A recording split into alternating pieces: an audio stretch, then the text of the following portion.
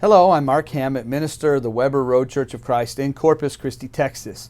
I'm glad that you're joining us for this daily devotional and Bible reading. We'll be reading in just a moment from Proverbs 11, and I hope that you'll turn there and we'll read from that in just a moment. If you live in Corpus Christi, we'd always appreciate it if you visit with us, if you're not a member of the church. And if you are a member, of course, we're glad to see you every time you're able to come. Presently, we're meeting on Sunday mornings at 9 a.m. for a Bible class in the auditorium. And then we also have a worship assembly at 10 a.m. We do have a Bible class by Zoom that's at 8:45. And if you're interested in that, please contact us. We also, on Wednesday night, have our summer series that is running every Wednesday night at 7 p.m. And that is on Facebook, also on YouTube. And if you would like to visit with us here at the building, be here Wednesday at 7 p.m. in the Fellowship Hall. When you think about integrity, imagine going to a store to buy a pair of shoes for $150. Now personally, I hope I don't step on any toes, too many toes here, but to me, a pair of shoes is not worth anything more than maybe $50. I mean, I'll usually shop until I can find something for much cheaper than that. Why? It's because, to me, I have in my mind that a pair of shoes has only so much value. And if you try to get me to buy into anything else, it's usually not going to work. Now, when you talk about computers, they almost all look essentially the same on the outside, but some cost a whole lot more than others. What's the difference? Well, we all know the difference is what's on the inside. And if you know much about computers, it's the power and the guts of the computer that dictate the price. Now, as far as integrity is concerned, integrity is not like a fad that a pair of shoes may be, but it's a lot like a computer because it's what's on the inside that counts and dictates the price. And if I'm going to be a person of integrity, I have to understand the value to determine if it's worth the price that I must pay. Integrity provides me with a whole lot of protection in life. The psalmist said in chapter 25, verse 21, "May integrity and uprightness protect me because my hope is in you." Mark Twain, the famous writer, said, "Speaking honestly is better. It takes a whole lot of stress out of our lives." He went on to say, if you tell the truth, you don't have to remember anything. But if you don't tell the truth, you have to remember what you said. When I have integrity, I have protection. I have less fear and less stress because I do not have to look over my shoulder all the time. Let's go ahead and read from our passage of Proverbs 11. Proverbs 11, I hope you'll follow along. I'm reading from the English Standard Version. Proverbs 11, starting in verse 1.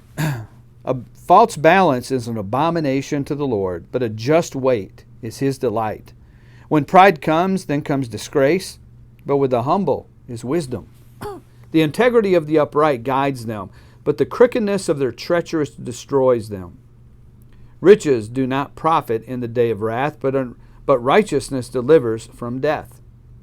The righteous of the blameless keeps his way straight, but the wicked falls by his own wickedness. The righteousness of the upright delivers them, but the treacherous are taken captive by their lust. When the wicked dies, his hope will perish, and the expectation of wealth perishes too. The righteous is delivered from trouble, and the wicked walks into it instead. With his mouth, the godless man would destroy his neighbor, but by knowledge the righteous are delivered.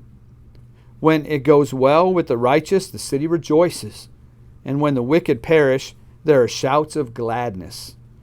By the blessing of the upright a city is exalted, but by the mouth of the wicked it is overthrown. Whoever belittles his neighbor lacks sense, but a man of understanding remains silent. Whoever goes about slandering reveals secrets, but he who is trustworthy in spirit keeps a thing covered. Where there is no guidance, a people falls, but in an abundance of counselors there is safety. Whoever puts up security for a stranger will surely suffer harm, but he who hates striking hands in pledge is secure. A gracious woman gets honor, and violent men get riches. A man who is kind benefits himself, but a cruel man hurts himself. The wicked earns deceptive wages, but one who sows righteousness gets a sure reward. Whoever is steadfast in righteousness will live, and he who pursues evil will die.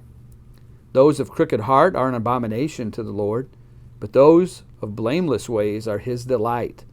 Be assured, an evil person will not go unpunished, but the offspring of the righteous will be delivered. Like a gold ring in a pig's snout is a beautiful woman without discretion.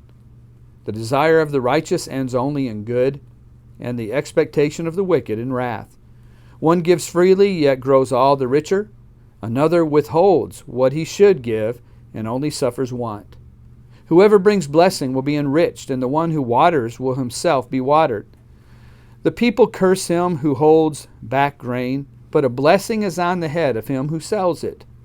Whoever diligently seeks good seeks favor, but evil comes to him who searches for it. Whoever trusts in his riches will fall, but the righteous will flourish like a green leaf. Whoever troubles his own household will inherit the wind, but the fool will be a servant to the wise of heart. The fruit of the righteous is a tree of life, and whoever captures souls is wise. If the righteous is repaid on earth, how much more will the wicked and the sinner? Now, thank you for reading with me from Proverbs 11, and I hope that you'll go through that passage again, because there is so much wisdom that the writer of Proverbs chapter 11 gives to us in that chapter, as throughout the Proverbs. So as we close our message today, our devotional and our Bible reading, let me say, may the Lord bless you richly as you seek to follow His will.